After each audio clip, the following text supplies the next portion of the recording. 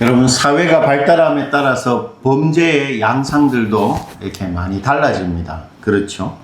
이제는 현금을 거의 사용하지 않습니다. 우리가 어떻게 그 물건을 사거나 결제를 합니까? 카드 한 장을 들고 다니거나 아니면 핸드폰, 요즘 핸드폰으로 주로 결제를 하죠. 현금이 없어졌기 때문에, 그래서 이전 과거의 전형적인 절도나 그런 강도 사건, 뭐 뻑치기를 해서 지갑을 빼앗아 간다든지 집에 들어가서 현금을 훔쳐간다든지 하는 그런 사건들이 거의 사라졌습니다. 내 지갑에도, 그리고 우리 집에도 현금이 없죠. 특히 20년 전에 누구나 한 번쯤은 경험해 봤을 텐데, 소매치기. 이제는 소매치기 범죄가 거의 일어나지 않죠. 지갑을 훔쳐봐야 뭐합니까? 아무런 의미가 없기 때문입니다. 그리고 무엇보다 2009년도입니다. 경기 서남부에 부녀자를 연쇄적으로 살인한 그 살인자 있죠. 누굽니까? 강호순. 그 강호순 사건 이후로 전국적으로 뭐가 이렇게 설치되기 시작했죠? 예, 방방곡곡에 CCTV가 설치됩니다. 그래서 지금의 대한민국은 그야말로 CCTV 천국입니다. 무조건 잡히게 되어 있습니다. 찍히게 되어 있죠. CCTV뿐만 아니라 모든 차에 뭐가 있습니까? 다 블랙박스가 있습니다. 그래서 대한민국의 그 강력범죄 검거율이 몇 프로나 되는 줄 아세요? 92%나 됩니다. 특히 잔혹범죄 중에 하나였던 유괴사건 있잖아요. 일어나서는 안 되는 유괴사건이 이제는 어떻습니까? 거의 일어나지를 않습니다. 그리고 유괴사건과 더불어서 이제는 사라진 또 하나의 잔혹범죄가 있는데, 그것은 바로 보험살인입니다. 여러분, 보험금을 타기 위해서 누군가를 죽이는 보험살인은 그 특성상 누구를 죽입니까? 가족들을 죽이기 마련이지요. 그러니까 아내나 남편을 주로 죽입니다. 또는 형제나 부모까지, 심지어 자신이 낳은 자녀까지도 죽이는 아주 패륜적이고 비인간적인 이 악랄한 범죄지요. 그러나 요즘에는 이런 보험살인이 거의 일어나질 않는다고 합니다. 왜 그런 줄 아세요? 옛날에는 보험사끼리 그 보험 정보를 공유하지 않았는데, 이제는 실시간으로 보험사끼리 그 정보를 공유하고 있습니다. 그리고 보험조사관들이 철저하게 범죄 패턴을 분석하고 있죠. 그리고 무엇보다 뭐가 급속도로 요즘 발달했죠? 법의학. 그래서 타살의 여부를 아주 정확하게 밝혀냅니다. 그렇기 때문에 보험금을 타기 위한 완전 범죄는 이제 거의 불가능해졌습니다. 여러분, 지금으로부터 20년 전입니다. 2003년도지요. 그때는 참 보험 범죄가 많이 일어났을 때입니다. 경남 김해의 한 어린이 수영장에서 9살 난 여자아이가 물 위에 축 처진 채로 발견이 됩니다. 그 아이는 병원에 옮겨지자마자 곧 사망합니다. 병원 의료진, 그리고 수영장 측에서 이걸 배상을 해야 되니까 그 사건에 대해서 이렇게 가만히 방관할 수 없고, 자세히 들여다보니까 그 아이가 구조되었을 때 물을 토하지 않았다는 사실을 알게 됩니다. 물을 토하지 않았다는 말은 무슨 말이죠? 익사한 것이 아니라는 거죠. 익사한 것이. 익사하지 않았는데 풀장에서 죽었다는 말은 뭔가 다른 것이 있다라는 것을 이렇게 알 수 있는 것이죠. 그래서 국가수의 부검을 강력하게 요청하게 되고, 그 결과 아이의 체내에서 청산가리 성분이 발견이 됩니다. 즉, 아이가 어떻게 된 거죠? 누군가에 의해서 독살을 당한 것입니다. 그리고 그 아이를 독살시킨 살인범이 누군 줄 아십니까? 바로 그 아이의 친엄마입니다. 친엄마. 아이가 수영장에 들어가기 전에 요구르트에 이 엄마가 청산가리를 타서 그 아이에게 먹인 것입니다. 근데 이게 어떻게 밝혀졌냐면, 이 아이가 자기 친구들한테 자랑을 한 거예요.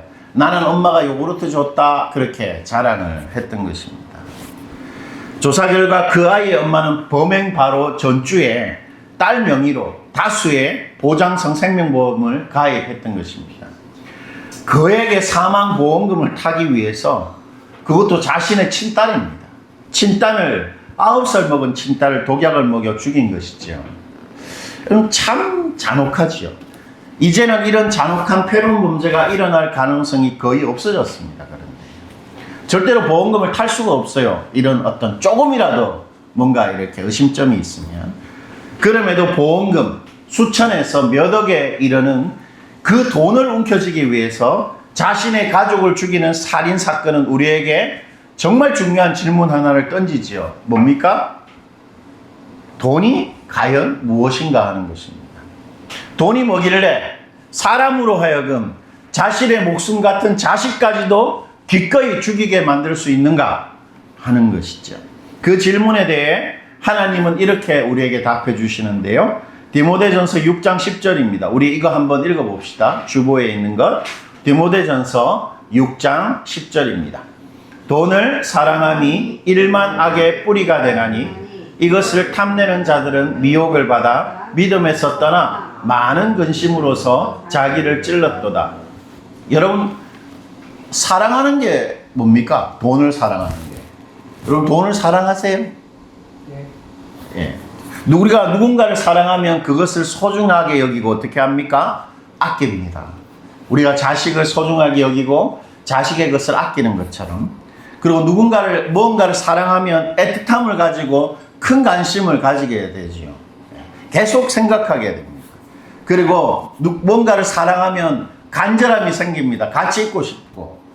그리고 어제 저희 아내가 우리 아이들을 생각하면서 우리 아이들하고 같이 여행 가고 싶어 하는, 저는 별로 같이 가고 싶지는 않은데 아내는 그런 간절함이 있습니다. 그리고 무언가를 사랑하면 어떻게 됩니까? 기꺼이 헌신합니다. 내 돈을 다 주고 뭡니까? 그 사람을 위해서, 또 그것을 위해서 기꺼이 나의 삶을 바치지요. 돈을 사랑한다는 것이 그런 것입니다. 돈을 소중하게 여기고 아낍니다. 그리고 돈에 대해 애틋함을 가지고 늘 관심을 가지고 있습니다. 돈에 대한 간절함이 있고, 돈을 버는 것이라면 기꺼이 나의 삶을 바치는 것. 그것이 돈을 사랑하는 것입니다. 그런데 하나님은 이렇게 돈을 사랑할 때 이런 태도가 일만하게 뿌리가 된다. 그렇게 말합니다. 여러분 다시 본문 디모데전서 6장 10절 한번 보십시오. 돈을 그렇게 사랑하는 것이 뭐가 됩니까? 일만악의 뿌리가 됩니다. 여러분, 여기서 일만악의 뿌리가 된다는 말은 돈이 모든 악한 일의 이유가 된다, 그 말이 아닙니다. 돈 때문에 이 세상 사람들이 모든 악한 일을 행한다, 그런 말이 아닙니다. 돈이 일만악의 뿌리가 된다는 것은, 돈은 어떤 힘이 있는데 우리가 그 돈을 사랑할 때 그 돈을 얻기 위해서라면 어떤 악마 같은 짓이라도 하게 만든다는 것입니다. 돈에는 뭐가 있습니까? 악한 힘이 있다는 것입니다. 그것이 바로 자식이라도, 돈을 사랑하는 사람은 그 돈을 얻기 위해서라면 자신의 몸에서 나온 자식이라도 죽여서 그 돈과 자식을 기꺼이 바꿀 수 있게 만드는 힘, 그런 악한 힘이 어디 있습니까? 이 세상에. 돈에는 있는 것이지요. 즉, 돈은 우리의 전 존재를 사로잡습니다. 돈은 우리의 행동을 통제합니다. 그래서 언제라도 우리를 악하게 만들 수 있는, 우리를 지배하는 힘이 돈한테는 있습니다. 즉, 돈을 소중히 여기고 아끼고 갈망하고 돈에게 헌신하는 우리의 이 열정은, 그러니까 돈을 사랑하는 우리의 마음은 자칫하면 어떻게 되냐면 우리와 주변 사람들에게 해로운 욕심, 해를 끼치는 욕심이 됩니다. 디모데전서 6장 9절이 그것을 이렇게 말하는데, 우리도 이것도 한번 읽어보죠. 부하려 하는 자들은 시험과 올무와 여러 가지 어리석고 해로운 욕심에 떨어지나니 곧 사람으로 파멸과 멸망 후에 빠지게 하는 것이라. 여러분, 해로운 욕심에 어떻게 합니까? 떨어뜨린다. 돈이 그 사람을 해로운 욕심으로 딱 떨어뜨린다. 이 말이 무슨 말입니까? 돈이 그 사람을 딱 움켜져서 딱 그 욕심 안에 딱 가둔다는 거죠. 그러려면 돈이 그 사람을 어떻게 해야 됩니까? 압도해야 합니다. 여기 떨어진다는 말이 헬라 말로 압도하다, 그런 뜻입니다. 돈에 대한 열정과 사랑은 우리 마음이 해로운 욕심으로 가로차도록 우리 마음을 압도합니다. 돈은 우리 마음을 참으로 쉽게 제압하는, 압도하는 힘이 있는 것이죠. 여러분, 돈이 우리 마음을 이렇게 딱 움켜쥡니다. 쉽게. 마음을 움켜쥐면 뭘 어떻게 하는 거죠? 우리 인생에서 돈이. 우리 인생의 방향을 좌지우지하게 되는 겁니다. 여러분, 사람의 마음을 딱 사로잡거나 움켜쥐면 그 사람의 인생을 움켜쥐는 것과 마찬가지지요. 그러므로 돈은 우리의 마음을 움켜쥐어서 우리의 인생의 방향을 자기가 원하는 대로 설정하는 것입니다. 즉, 돈이 우리 인생에 무슨 역할을 하고 싶어 하는 거죠? 주인 역할을 하고 싶어 하는 것입니다. 돈은 우리를 지배하는 악한 힘이 있습니다. 돈은 우리 인생의 주인이 되려고 하는 의지가 있습니다.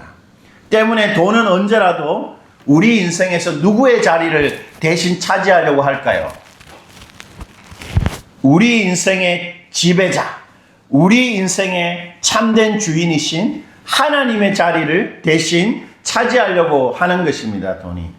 그러므로 돈은 언제든지 또 다른 나의 하나님이 될 수 있는 것이죠. 때문에 돈은 누구한테 유용하겠습니까? 돈은 누가 그걸 가지고 이 세상을 움켜쥐려고 하겠습니까? 바로 사탄입니다. 돈은 사탄의 최고의 무기입니다. 사탄은 돈으로 이 역사 속에서 이 땅에 참으로 수많은 악하고 나쁘고 파괴적인 짓을 많이 행한 것이죠. 여러분, 돈은 참 필요하고 유용하고 가장 기본적인 우리가 이 땅을 살아가게 만드는 재화의 수단이지만, 여러분, 돈의 배후에는 언제나 사탄의 심적인 힘이 도사리고 있는 것입니다. 돈이야말로 한 사람을 압도하는 힘이 있는 거죠. 그러니까 사탄이 누군가를 압도하고 그 사람을 딱 움켜쥐려면 뭘 주로 사용하면 되겠습니까? 바로 돈입니다. 여러분, 그냥 그렇구나가 아니라 실제로 사탄이 돈을 통해 우리를 압도하려고 하는 것이지요. 돈은 사탄이 우리를 제압하는 최고의 필살기입니다.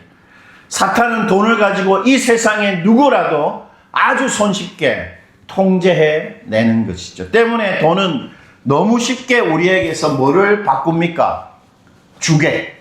주인과 종의 관계를 바꾸는 것입니다. 사실 돈은 우리의 종이 돼야 되는 거잖아요. 우리의 든든한 우리를 인생을 지원하는 소유물이 돼야 되는데, 돈은 언제나 자기 자리를 바꾸려고 합니다. 우리의 주인이 돼서 우리를 사로잡습니다. 그래서 사탄이 원하는 삶, 하나님과 무관한 삶, 돈에 살고 돈에 죽는, 돈 평생 벌다가 죽게 만드는, 돈이 나의 하나님이 되는 그런 삶을 살게 하는 것입니다. 그러나 여러분, 돈은 어떻습니까? 우리에게 반드시 필요한 것이지요. 돈은 우리 생존의 모든 것입니다. 우리의 삶을 가능하게 하는 필수적인 것이 바로 돈입니다. 때문에 돈은 나의 생명과도 같은 것이에요. 그래서 여러분, 우리가 진짜 신앙이 생기면 뭐에 대한 관점이 바뀌냐면 돈에 대한 관점이 바뀌게 됩니다. 옛날에는 이 돈이 나의 생명이라고 생각했기 때문에 내가 움켜쥐고 소중히 여기고 많이 벌어야 한다고 생각합니다. 그러나 진짜 주인이 딱 생기면, 예수님이 나의 주인이 되면 이 돈이 이제 나의 종이 되는 것이죠. 즉, 예수님이 원하는 대로 이 돈을 사용할 수 있게 되는 것입니다. 즉, 예수님이 원하는 대로 내 생명을 사용할 수 있게 되는 사람, 그 사람은 자신의 돈을 예수님이 원하는 대로 사용하게 되는 것이죠. 그리고 돈은 우리의 욕구를 충족합니다. 우리 어떤 욕구가 있습니까? 안전하고 싶죠. 안전하고 싶습니다. 더 여유롭고 싶습니다. 그리고 더 편리하고, 그리고 뭐합니까? 나의 가치를 좀 돋보이고 싶어하고, 또 내가 하고 싶은 것, 우리의 자아를 실현하게 하고, 특히 우리 자녀들의 삶의 가능성을 열어줍니다. 돈이 있어야 우리가 우리 자녀들이 대학원도 가고, 또 사업도 하고, 집도 사고, 결혼도 하게 하고, 인생의 가능성이 열리는 것이죠. 돈은 우리 인생의 토대입니다. 즉 돈은 우리의 생존과 좋은 삶을 위해 가장 필요하고 중요한 것인데 사실 우리는 돈 없이 이 세상을 단 하루도 살 수 없죠. 우리는 돈을 열심히 벌어야 합니다. 그런데 그렇게 소중하고 정말 필요한 돈이 왜 우리에게 사탄의 무기, 위험한 소유물이 되는가 하는 것입니다. 왜 그럴까요? 이게 중요한 질문입니다. 우리가 이걸 기억할 필요가 있는데 왜 돈이 위험한 소유물이 되냐면 그것은 우리가 돈을 나의 것으로 여기기 때문입니다. 우리가 돈을 나의 것, 나의 소유로 여길 때 돈은 언제 납니다. 또 다른 나의 하나님, 바로 사탄의 무기가 되는 것입니다. 좀 이상하지요? 왜 그럴까요? 돈은 당연히 나의 것인데 왜 내가 돈을 나의 것으로 여길 때 그 돈이 사탄의 무기가 될까요? 돈은 우리의 것이 아니고 본래가 하나님의 것이기 때문입니다. 어떤 돈이든 이 세상의 모든 돈은 다 하나님의 것입니다. 욥기에서 하나님 그것을 스스로 이렇게 단언하시는데 욥기 41장 11절 제가 한번 읽어볼게요. 온 천하에 있는 것이 다 내 것이니라. 하나님 욥한테 자랑하던 바랍니다. 욥아, 온 세상에 있는 모든 것, 사람을 포함해서 모든 자연과 이 땅의 돈 다 내 것이로다. 하나님 그렇게 말하십니다. 또한 시편에서는 하나님 이렇게 선언하시는데 시편 24편 1절 우리 이건 크게 한번 읽어볼게요. 땅과 거기에 충만한 것과 세계와 그 가운데 사는 자들은 다 여호와의 것이로다. 땅과 거기에 충만한 것, 이 세상에 충만한 것, 미국 사회에 충만한 것, 한국 사회에 충만한 것, 가장 최고의 것이 뭐겠습니까? 돈이죠. 돈. 충만한 것. 하나님 다 하나님의 것이다. 그렇게 말씀하십니다. 돈은 나의 것이 아니고 하나님의 것입니다. 때문에 돈을 하나님의 것이 아니라 내가 가지고 내가 벌고 있으니까 내 마음대로 사용할 나의 것, 나의 소유로 여길 때 그 돈은 하나님을 떠난 우리의 자기 중심성을 강화시킵니다. 말이 좀 어렵죠? 이런 것입니다. 여러분, 우리 하나님 없이도 돈은 우리를 어떻게 하지요? 안전하게 하지요. 돈은 우리를 안전하게 만들어줍니다. 그리고 돈은 하나님 없이도 내 삶을 어떻게 합니까? 내 삶의 가능성을 열어주고 내 삶을 내가 원하는 대로 인도해 줍니다. 돈은 하나님 없이도 나를 행복하게 합니다. 여러분, 제가 이렇게 목사지만 제 계좌에 누군가가 후원을 보내줄 때 갑자기 기분이 좋아지지요. 행복해집니다. 돈은 행복하게 만듭니다. 돈은 하나님 없이도 나를 어떻게 합니까? 가치로운 사람이 되게 합니다. 그래서 우리가 명품백 이런 것들을 좀 들고 다니고 싶어 하는 것이고 좋은 차를 타고 싶어 하는 것이죠. 우리 장현 집사님 이렇게 대리운전할 때 2억, 3억 가까운 그런 사람들의 차를 이렇게 대신 이렇게 해줄 때가 있잖아요. 그때 보면 그 사람이 다른 사람들하고 좀 달리 보입니다. 돈은 그 사람을 가치롭게 만들어 주지요. 돈은 내 삶을 하나님 없이도 행복하게 만드는 힘이 있습니다. 그런 힘이 있습니다. 그래서 돈을 내 것으로 여기면 여길수록 우리는 그 힘에 어떻게 될까요? 더 가까워지게 되는 겁니다. 그러면 누구하고 멀어지게 될까요? 하나님하고 멀어지게 되는 것입니다. 때문에 돈을 나의 것으로 여기면 여길수록 하나님은 나와 무관한 분이 되는 것이죠. 그런데 여러분, 하나님 없는 돈이 주는 안전, 하나님 없는 내 인생의 가능성, 하나님이 없는 나의 행복과 가치는 어떤 것이겠습니까? 언제나 허무할 뿐만 아니라 재앙이 됩니다. 왜냐하면 하나님이 없는 돈의 힘과 혜택에는 누가 그 중심을 반드시 차지하고 있기 때문입니까? 사탄입니다. 사탄이 그 중심을 차지하고 있는 것입니다. 하나님 없는 곳에는 사탄이 주인 역할을 하는 것이지요. 그래서 돈이 우리를 지배하고 통제하게 만드는 것입니다. 그런 점에서 이해하시겠죠. 우리가 돈을 나의 것이다 라고 여길 때 돈은 사탄의 무기가 됩니다. 그렇다면 우리 돈을 어떻게 소유하고 어떻게 사용해야 됩니까? 우리 돈 많이 벌어야 되는데 어떤 마음으로 그렇게 해야 되지요? 오늘 예수님께서 본문을 통해 그 답을 제시해 주시는데요. 예수님은 우리가 돈과 사탄에 휘둘리지 않고 오히려 돈의 주인이 되고 돈을 선하게 소유하고 돈을 잘 사용하는 방법이 있다. 그렇게 말합니다. 악한 힘을 가진 돈을 선한 힘으로 바꿀 수 있는 방법이 있다. 예수님 그렇게 말하는데 오늘 본문은 누가복음에서 가장 흥미롭고 가장 재미있고 가장 어려운 본문 중에 하나입니다. 겉으로 보면 예수님은 오늘 본문에서 문서위조를 통한 사기 행각을 칭찬합니다. 8절 한번 보시죠. 우리 8절 한번 읽어볼게요. 오늘 본문 8절입니다.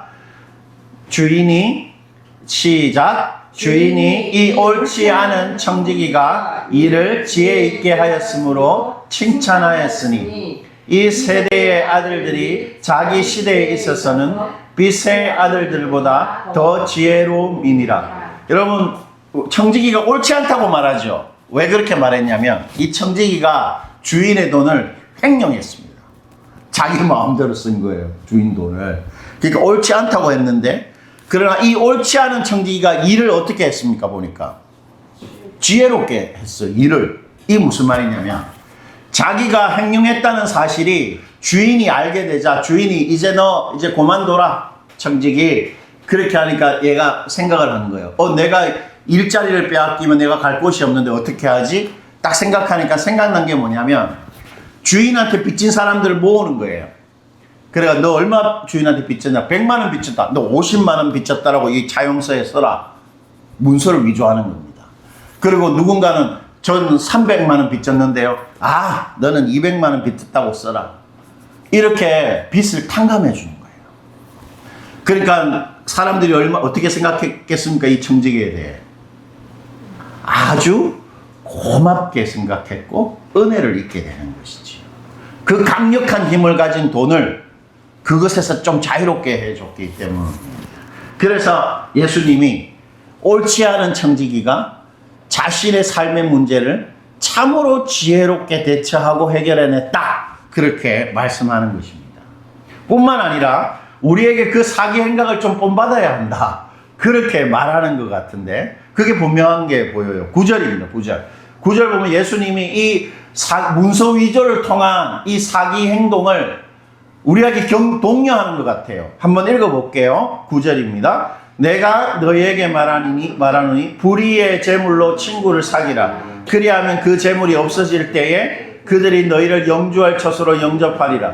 무슨 말입니까? 불의한 재물로 친구를 사귄 게 누구죠? 청지기입니다. 청지기처럼 하라는 거예요. 문서 위조를 했어라도 사람들에게 은혜를 끼쳐라. 그렇게 해라. 우리한테 그렇게 말하는 것 같습니다. 여러분 왜 그렇게 예수님이 말하실까요?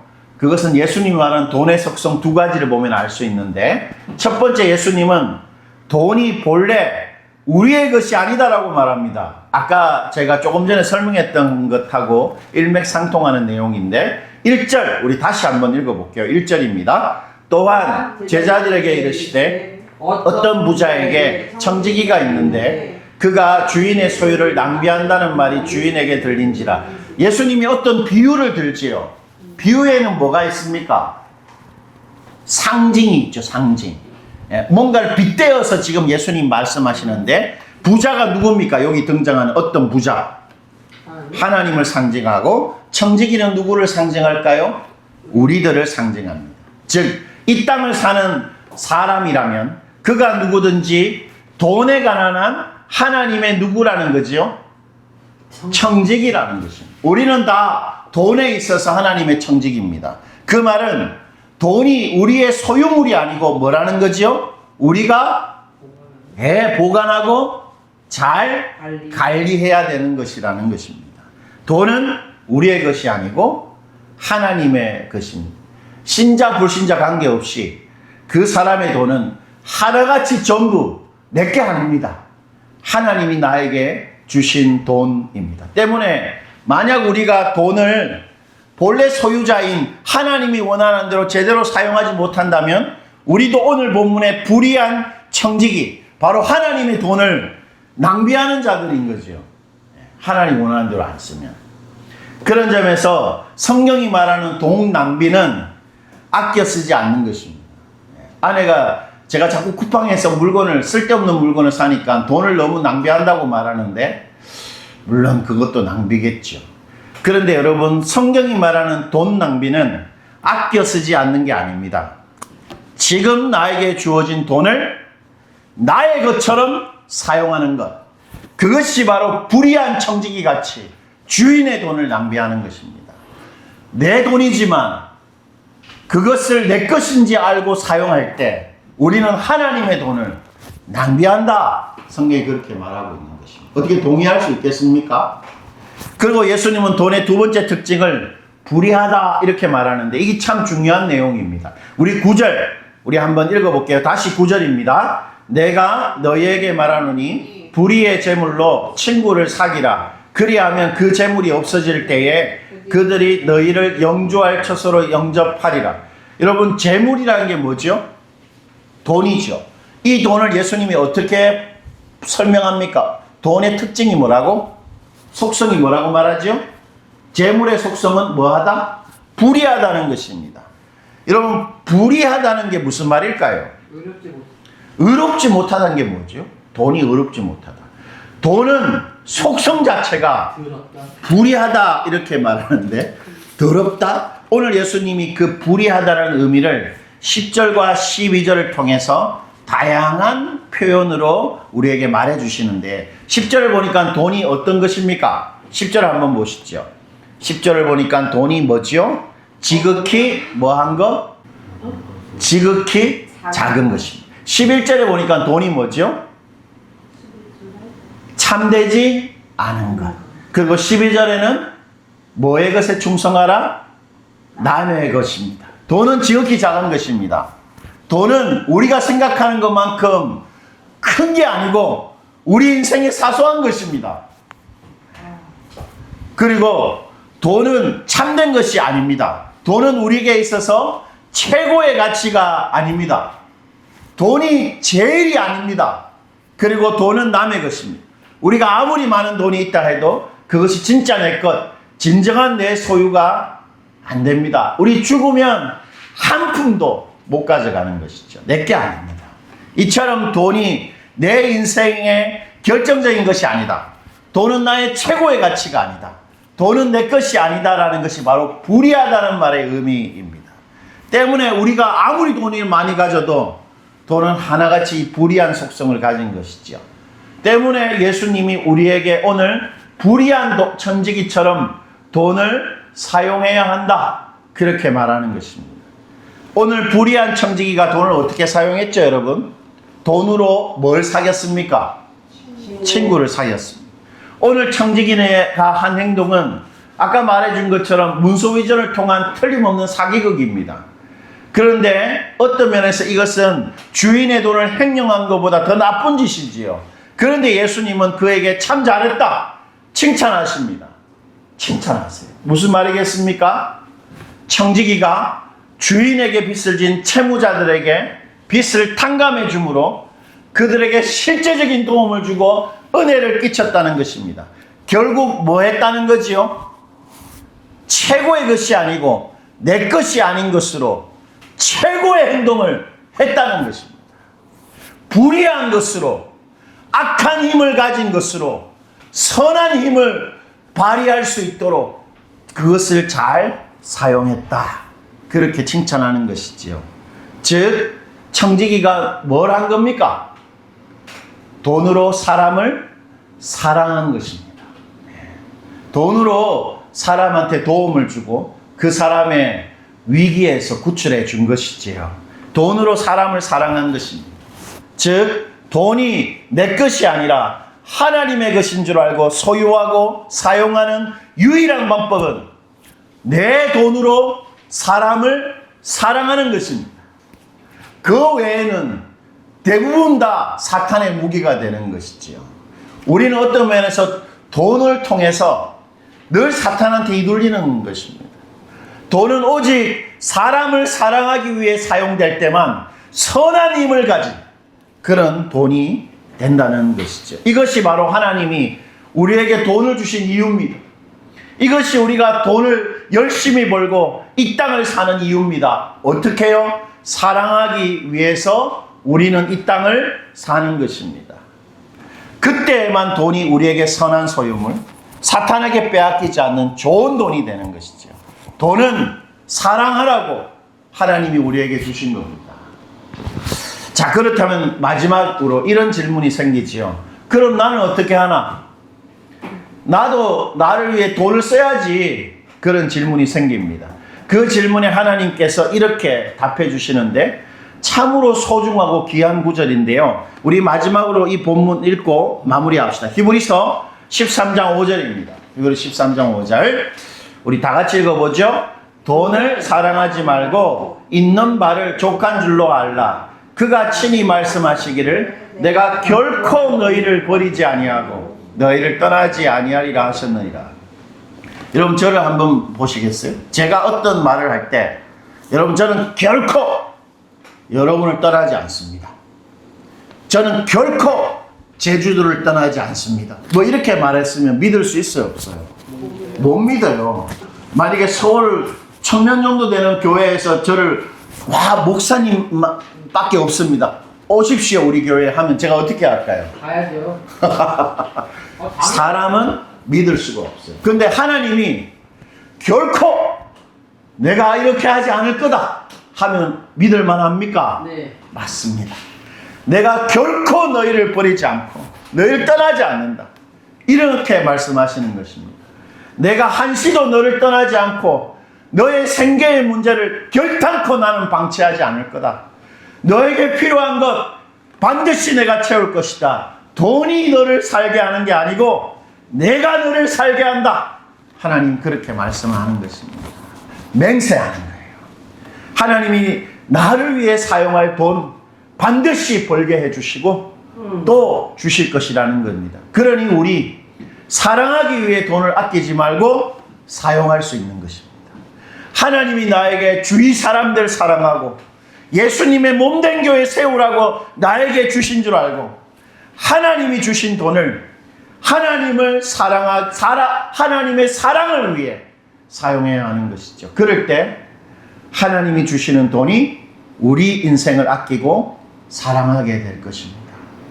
우리 이 중요한 돈 하나님 원하는 대로 하나님 우리에게 맡기셨으니 많든 적든 사람들을 사랑하는 일, 교회를 세우는 일에 우리 사용하며 이 땅을 살아가십시다. 결코 하나님이 우리를 떠나지 아니하실 것입니다. 제가 그 대학교 때 자취를 이렇게 했는데 하루는 완전히 감기 몸살에 걸려가지고 너무 몸이 아팠는데 일어나지를 못할 정도로 아팠어요. 그 약국에 갈 수도 없을 정도로. 그런데 거짓말같이 저를 친하게 생각하는 친구도 아니고 교회에 있던 어떤 한 친구가 내가 생각이 났다면서 집에 찾아온 거예요. 그리고 제가 이렇게 막 거의 죽기 직전에 어떤 그런 상태를 보고 이렇게 병원에 가고 약 먹고 그렇게 한 적이 있습니다. 제가 설교를 준비하다가 그 생각이 어떻게 났어요. 하나님은 정말로 우리를 떠나지 않습니다. 결코 떠나지 않는다 그렇게 말하죠. 그러나 돈은 우리를 쉽게 떠납니다. 돈하고 하나님하고 또 거의 비슷한 힘이 있죠. 그런데 차이가 있습니다. 하나님은 우리를 사랑하지만 돈은 우리를 사랑하지는 않습니다. 우리가 돈을 섬길 때, 돈을 위해 살면 우리를 사랑하지 않는 힘에 우리를 맡기는 것이지요. 우리는 우리를 사랑하는 힘, 하나님의 힘에 우리를 맡기고 살아야 합니다. 이 시간 여러분 여러 가지 생각이 있었을 텐데 하나님께 죄송한 것 죄송하다고 말씀드리고 하나님 이렇게 해주세요. 그런 기도의 제목이 있으면 기도하는 그런 기도의 시간을 가지도록 하시겠습니다. 다 같이 기도하시겠습니다.